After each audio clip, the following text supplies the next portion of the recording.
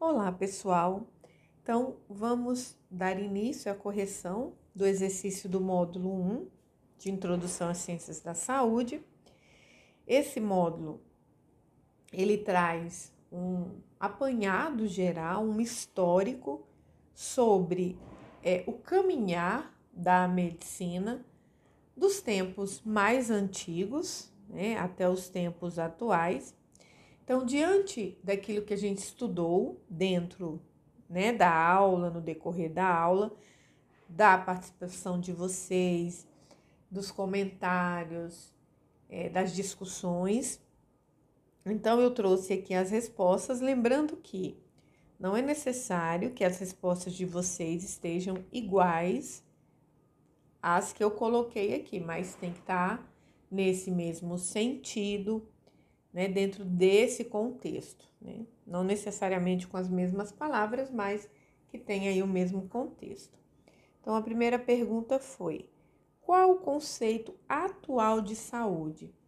Então, durante esse passeio histórico que nós fizemos sobre a história da medicina, os conceitos de saúde e doença, eles foram se modificando com o decorrer do tempo, com a evolução da ciência e com a evolução do próprio homem. Então, atualmente, segundo a Organização Mundial de Saúde, saúde é o completo bem-estar físico, mental e social, e não simplesmente a ausência de enfermidade. Essa questão da ausência de enfermidade, não caracterizar plenamente o estado de saúde é muito importante e é um conceito atual. Por quê? Antigamente se achava que só a ausência de doença já caracterizava o estado de saúde da população. E hoje já é consenso no modelo atual que, além do bem-estar físico, né, da ausência de doenças físicas, a parte mental, a parte social também é muito importante. Faz parte de uma vida saudável, por exemplo, você ter acesso à cultura, você ir a cinemas, museus, ter acesso a um filme, a ler um livro, você ter acesso à atividade física, a uma boa alimentação, você ter uma boa saúde mental, que é muito importante. Hoje, nesse momento que nós vivemos da humanidade, nós temos ao nosso redor infinitos fatores estressores e estressantes. E controlar isso, controlar essa questão da saúde mental é extremamente importante, tá? Então, aqui a resposta que eu coloquei, né? Vocês podem aí colocar algo semelhante, mas eu coloquei também bem baseado nos nossos slides. Segunda pergunta aqui. Comente como o conceito de saúde era visto nos primórdios da civilização. Então, como nós comentamos, esse conceito de saúde evoluiu de acordo com a própria evolução da civilização. Então, nos primórdios, a saúde era vista como algo natural. Então, é natural ser saudável. Ou seja, não havia necessidade dela ser explicada. Agora, as doenças, por sua vez, veja que o enfoque era nas doenças, eram aquelas provocadas por situações palpáveis, já que não se fazia ideia da existência de micro-organismos, muito menos doenças do âmbito da saúde mental. Então, quais situações palpáveis essas?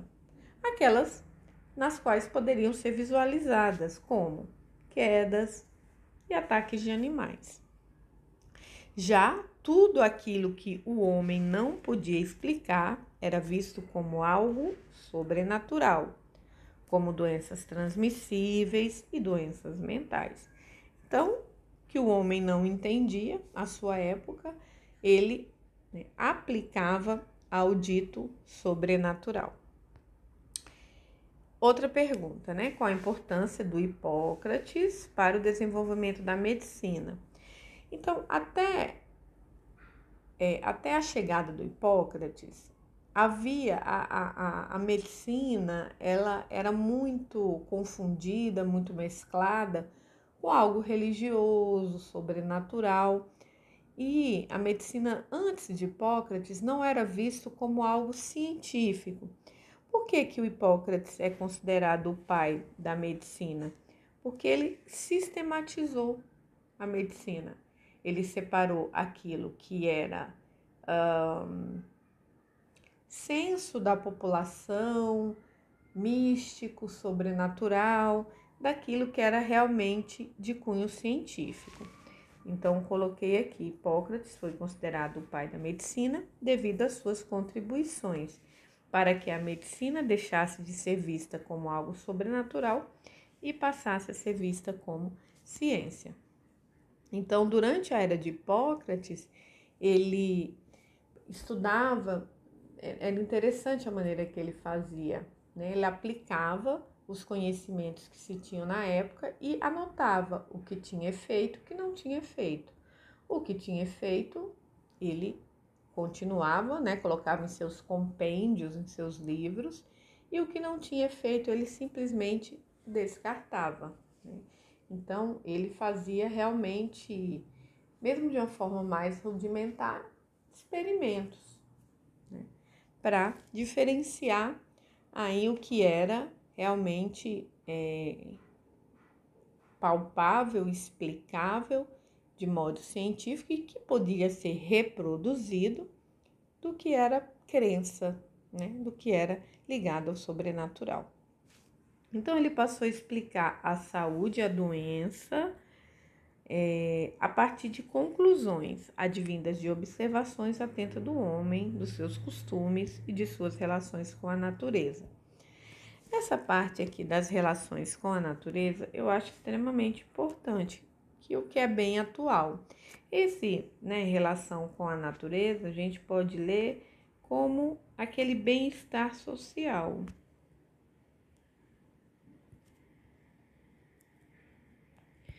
Então, o indivíduo, ele se alimenta bem, ele tem uma boa convivência ao seu redor, tem moradia digna, tem as mínimas condições, né, culturais de se alimentar. Lembrando que Hipócrates, ele surge num momento de grande evolução das ciências como um todo, né, na Grécia Antiga, onde a filosofia, né, o berço da filosofia, onde o conhecimento era muito valorizado, né?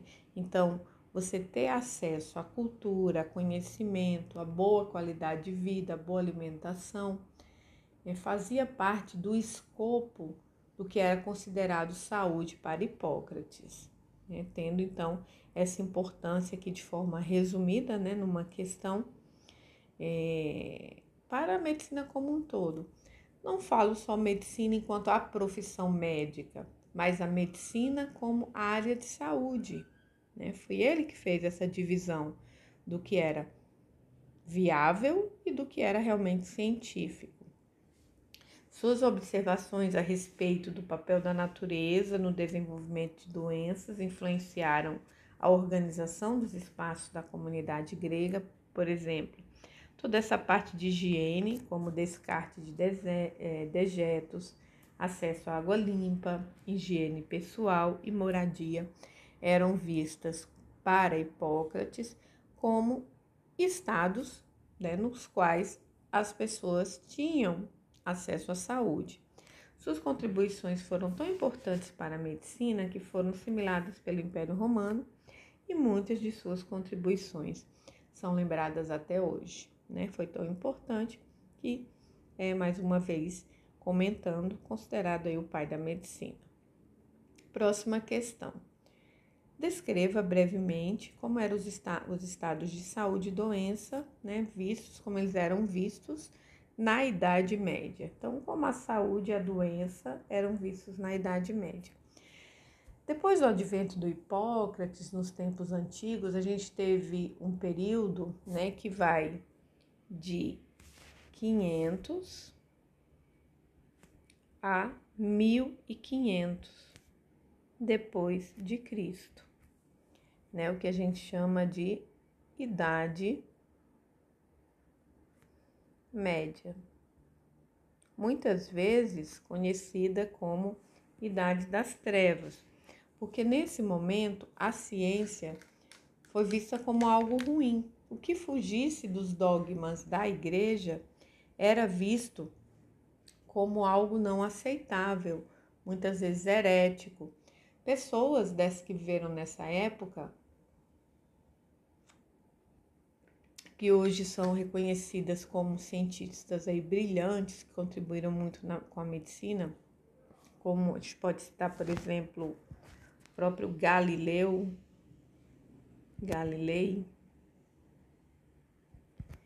que falou que não era o Sol que girava em torno da Terra, e sim a Terra em torno do Sol, então a Terra não era o centro do universo. Ele teve que desmentir tudo isso em praça pública, sob pena de ser queimado na fogueira da Inquisição. Olha só. Né? Mas mesmo assim, né? Depois de mesmo praça pública, né, ser humilhado, negar todas as suas descobertas, ele negou para não ser morto, porque ele não deixou de acreditar em nenhum momento nisso, porque não era questão de acreditar, era comprovação científica. Galileu foi um dos primeiros a montar telescópios e até microscópios rudimentares. Ele ficou em isolamento, né? Isso causou uma angústia, né? Uma tristeza muito grande para ele, né? De ter que sua vida inteira de estudos e numa praça simplesmente negar, tá? Então, nesse período, toda e qualquer teoria que explicasse a vida sem se referir a Deus era considerada blasfêmia.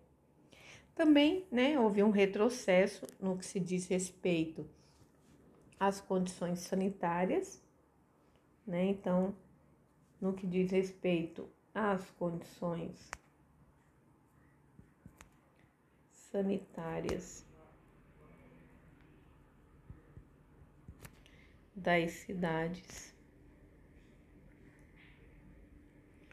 houve um retrocesso.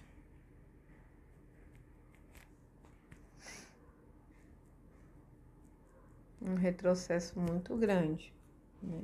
Então, tudo aquilo que a gente comentou aqui, dessa questão, ó, descarte de dejetos, acesso à água limpa, higiene pessoal, na Idade Média não era levado em consideração.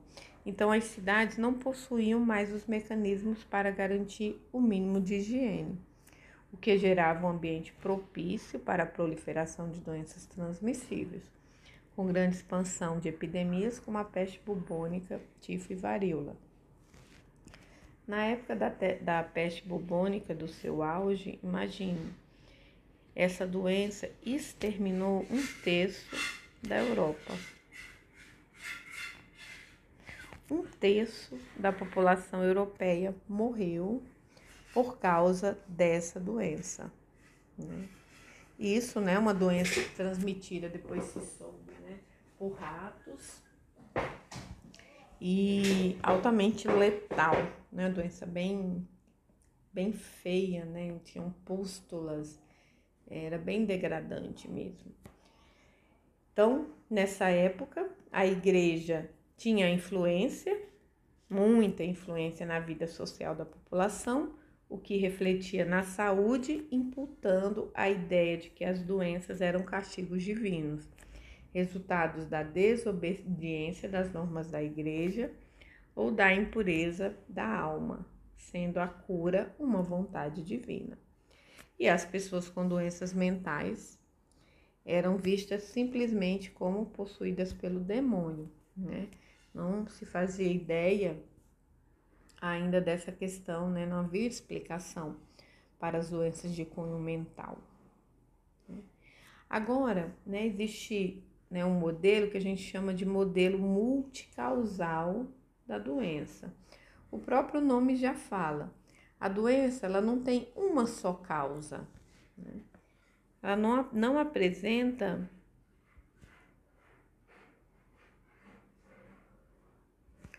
uma só causa,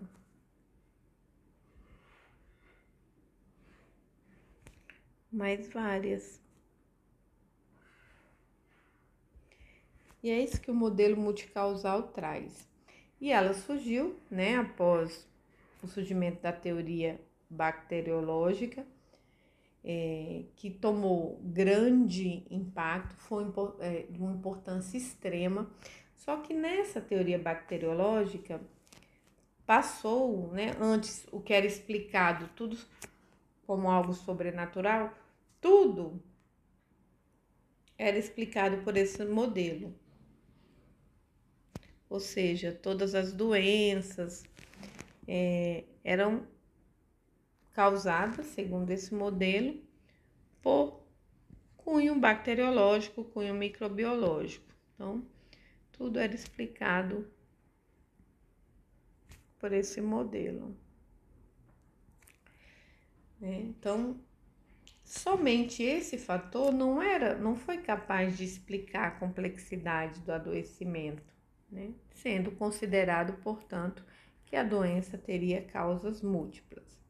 Entre os modelos multicausal, prestem atenção na história natural da doença, a qual considera a interação entre agentes, fatores do ambiente e do indivíduo como partes integrantes do processo de adoecimento. Então veja que não só de agentes, né, mas fatores do ambiente que o indivíduo convive, vive, o seu meio social, o seu meio de trabalho, o seu meio familiar e características inerentes ao próprio indivíduo. Então, do ponto de vista de predisposição a alguma doença, né, também deve ser considerado. Então, esse modelo também prevê diferentes estratégias para a prevenção das doenças. É um modelo aceito atualmente. Aí aqui a gente tem dois termos interessantes, que são condicionantes e determinantes de saúde. Então, qual que é a diferença entre eles? Vamos falar primeiro nos determinantes sociais. Então, são fatores sociais, econômicos, comportamentais que influenciam na saúde, de forma positiva ou negativa, e que podem ser influenciados por decisões políticas ou individuais. Ao contrário, por exemplo, da idade, sexo, fatores genéticos, que também influenciam na saúde, mas que não podem ser modificados por essas decisões. Então, pessoal, os determinantes são aqueles fatores que influenciam no processo de saúde e doença, mas que podem ser modificados. Podem ser modificados. Então, por exemplo, né, se a gente está muito ligado à gestão pública, então, melhores condições de saneamento, melhores condições de acesso à saúde, mais postos de saúde. Então, tudo isso são determinantes que afetam no processo de saúde e doença e que o homem pode controlar. Agora, já os condicionantes são aqueles que estabelecem limites a uma situação, condicionam a uma situação a determinados fatores aos quais não é possível modificar. Então, por exemplo, gravidez. Qual o fator condicionante para a gravidez? Ser mulher. Então, até hoje, né, somente as mulheres engravidam. Então, um fator que condiciona a gravidez é o indivíduo ser mulher, tá? Então, uma doença, vamos pensar assim, fator que condiciona um câncer de próstata. Tem que ser homem, né? Tem que ter próstata. Então, esses condicionantes, eles não podem ser modificados.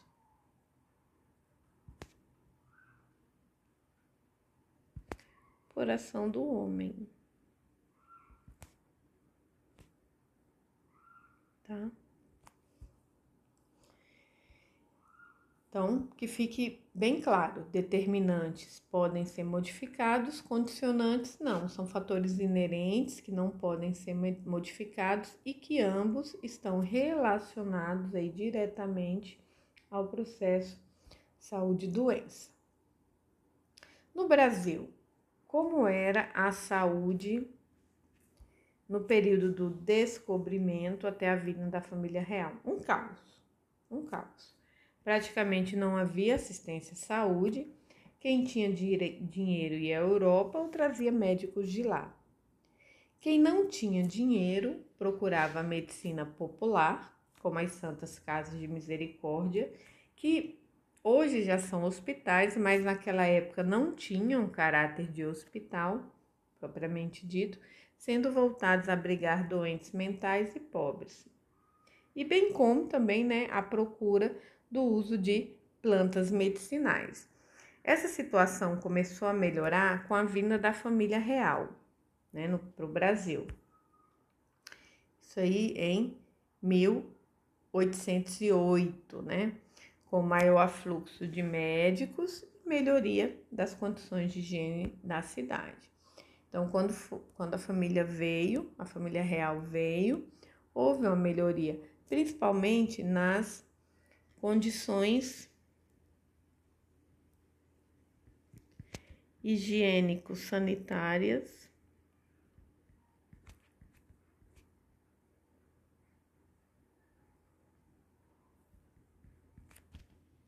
das cidades. Cidades mais limpas, menos lixo, dejetos nas ruas. E já no período da proclamação até 1930, como era a saúde nesse período? Então, nesse período ele foi bem complicado, haviam muitas epidemias, febre amarela, varíola, peste, entre outras, e isso começou a afetar a economia do país, porque nos portos do Brasil, os navios não queriam mais aportar lá, com medo que a sua tripulação se contaminasse com essas várias doenças e epidemias graves que existiam no país. Então, para evitar isso, e claro, naquela época, hoje muito, a economia gira, em torno dos portos. Então, chegam e saem mercadorias. Aí, imagina, os navios não queriam mais abarcar no Brasil com medo da população adoecer, o que realmente corria um grande risco. Então, para não afetar a economia, o governo passou a sanear as cidades portuárias. Mas o interessante, assim, não foi para melhorar a vida da população, mas para que a economia continuasse a girar. Então, o governo ele adotou medidas drásticas, como a vacinação obrigatória, por exemplo, contra a varíola, controle de ratos, que eram os principais transmissores da peste, da peste bubônica, e controle na procriação de mosquitos, evitando doenças como dengue, febre amarela e outras doenças transmitidas por mosquito, o que melhorou drasticamente. Rio de Janeiro e Santos, principalmente, houve uma melhora muito grande nessas condições de saúde com essas atitudes. Aí a gente tem Carlos Chagas, alguns Oswaldo Cruz, principalmente, envolvidos nesse processo. Uma outra questão, qual que foi a importância da 8ª Conferência Nacional de Saúde para a criação do SUS? Quando a 8ª Conferência ela aconteceu, não havia ainda a nova Constituição, e nem o SUS. O SUS foi criado na Constituição de 1988. Essa conferência, ela teve um caráter muito importante porque ela trouxe várias propostas que foram adotadas na Constituição de 1988, no capítulo referente à saúde, trazendo os pilares adotados pelo SUS, como, por exemplo, saúde como direito de todos, universalização do acesso à saúde, que antes era restrito, uma questão mais na frente a gente vai falar, a quem tinha carteira assinada, por exemplo, e participação popular na decisão das políticas públicas por meio das conferências nacionais, estaduais e municipais de saúde, que foi muito importante. Tá? Em relação ao período do final da era Vargas até o golpe militar, como era a saúde? Então, havia muitas campanhas para a prevenção, né, vacinação, essas coisas, mas a saúde individual, aí eu tô doente, o que é que eu faço? Pago um médico se eu tenho dinheiro, e quem possuía carteira assinada tinha direito à saúde por meio das IAPs, e eu vou te falar. Vou falar para vocês que eu peguei um pouco dessa época, quando eu era criança, e era um atendimento assim, não era um plano de saúde, né? Eu lembro da minha mãe ir lá, marcar, demorar para ser atendido, para fazer um exame, tudo isso. Graças a Deus, assim, na minha família a gente nunca precisou muito, né? Nunca ninguém próximo teve uma doença muito grave, mas eu lembro da minha mãe indo, né, num determinado lugar para agendar, né, uma consulta, um ginecologista.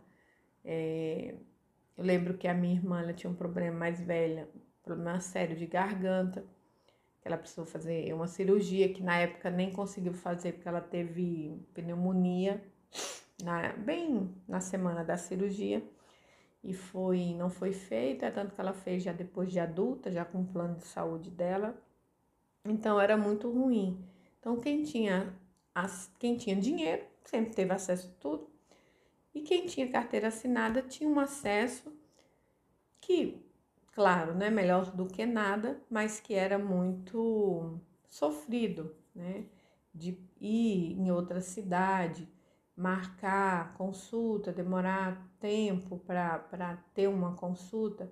Muitas vezes aquela consulta que vocês sabem como é, né? Muito capenga, muito melhor ir direto numa farmácia, que naquela época eu lembro que as pessoas acabavam procurando mais esses serviços de quem tinha carteira assinada, mas quando era caso para fazer alguma cirurgia, algum procedimento maior, né, se resolvia mais na farmácia, né, que ainda hoje é um aporte muito grande na saúde da população.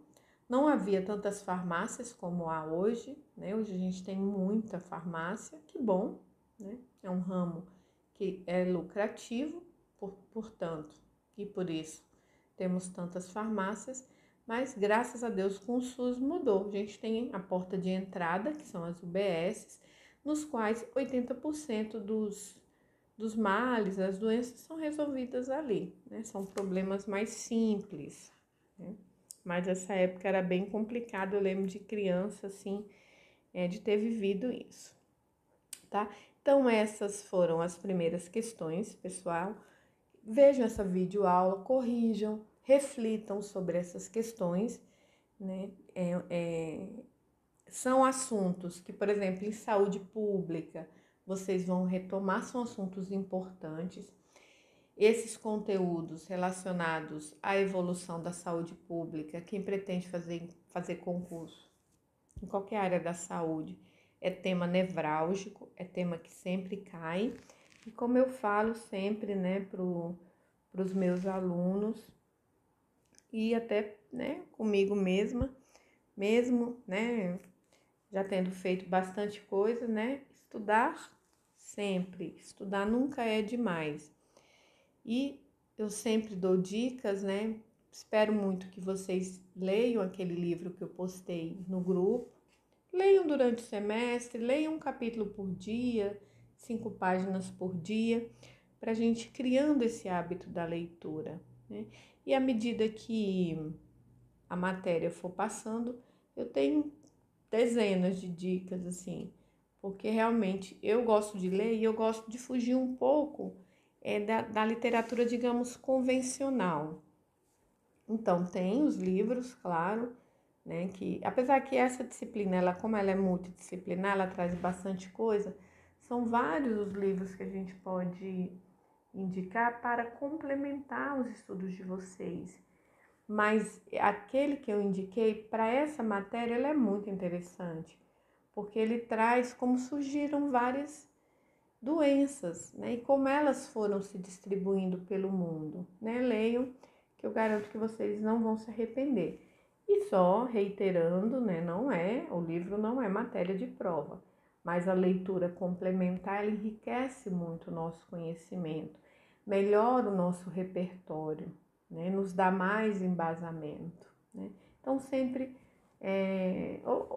escutem, né, essas dicas dos professores, porque elas são muito. Essa dica que eu estou passando para vocês desse livro foi uma dica que eu recebi de um professor meu e sempre eu repasso porque realmente é muito interessante. E o livro é pequenininho, acho que são 100 e poucas páginas, em uma semaninha aí vocês conseguem ler. Então, pessoal, vou finalizando aqui essa correção. Fiquem com Deus e até a próxima.